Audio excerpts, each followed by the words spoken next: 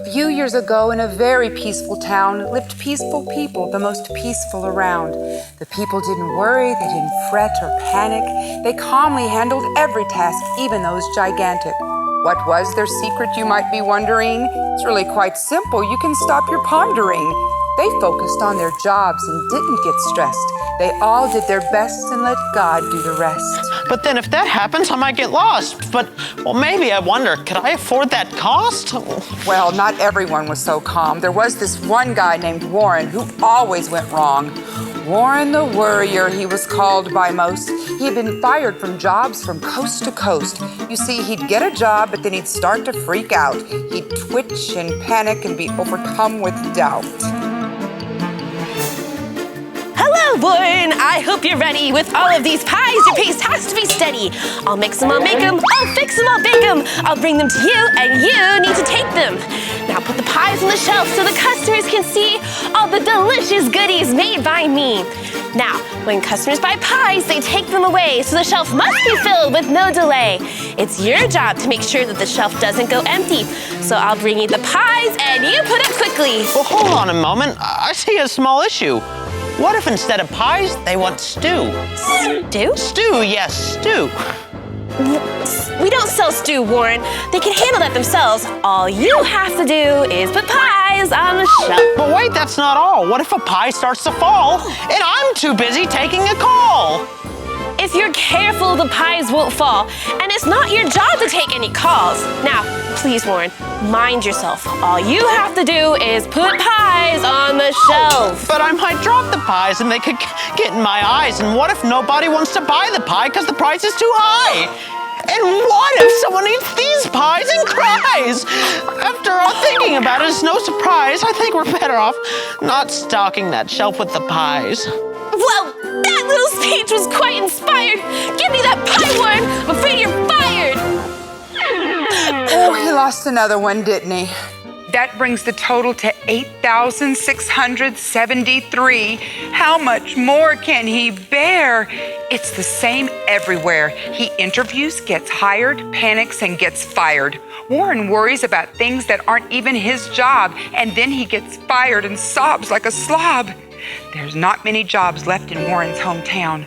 Wait, he's just got another. Let's see what goes down. Hello, Warren. We're loving having you on board. Over here's your desk. Now, mind that phone cord. No, thank you. Now, what do we sell on this floor?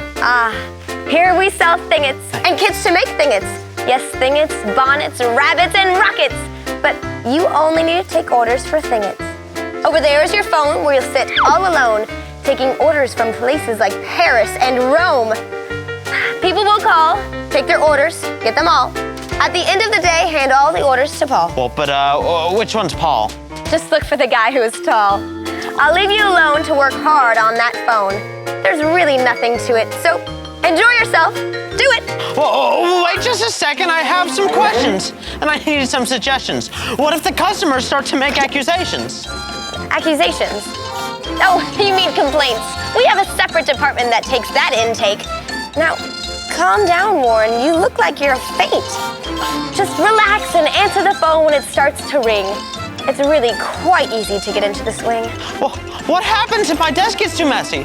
Well, what do I do if my coworkers get bossy? What happens if the company runs out of thingets? I don't know how to make them because I've never seen it. These are serious problems which need to be addressed, and there's so much I can handle here. I'm starting to get stressed. Warren, you needn't worry about all that stuff. Your job is very simple, and enough is enough. Just answer the phone and take orders for thingets. If someone wants one, have the delivery man bring it. Well, what if when the people call, they're angry and shout? What if they won't give their addresses out? What if the delivery man gets lost? And what if the customers can't afford the cost?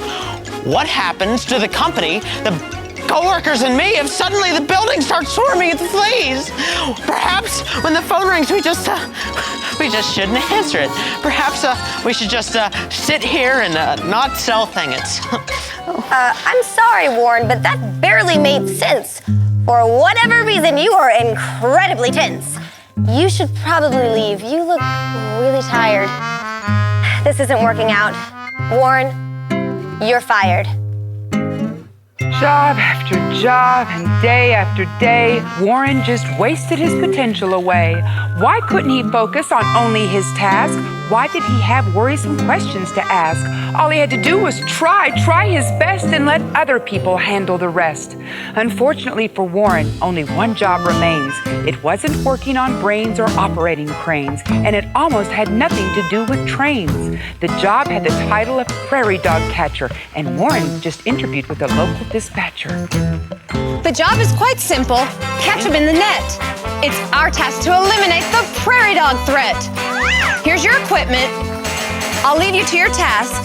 So if you have any questions, feel free to ask. Actually, yes, I do have a question.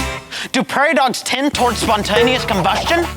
Spontaneous combustion? Yes, spontaneous combustion. It means to explode. It's rare, but it's true. Or so I've been told. No, prairie dogs don't explode. Their pattern is quite simple. It's barely twofold. They run around and dig holes in the ground. Now, please get started before the sun goes down. Okay, that's good, but I have to know what happens to the holes when the prairie dogs go. Do I fill them after they've drilled them? I just can't leave unfilled holes down below. It isn't your job to fill the holes up. You just have to catch all the prairie dog pups.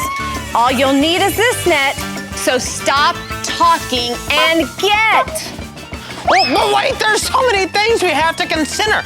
Like, what do prairie dogs eat for dinner? What happens if all the prairie dogs run away? If they run to the mountains, do they need a new name? What if I can't catch them? What if they stampede? I think we're better off just letting the prairie dogs run free. That's the most ridiculous thing that I've heard. Did you wake up this morning and decide to be absurd? I can't make sense of you. Maybe it's the way you're wired. But if you can't get this job done, then I'm afraid you're fired. Well, I am disappointed, but not the least surprised. Warren still doesn't see where the key lies. He doesn't have to worry about all those other things. He should just do his best and see what that brings. Learn from Warren's mistake and don't get too stressed. Just do your best and let God do the rest.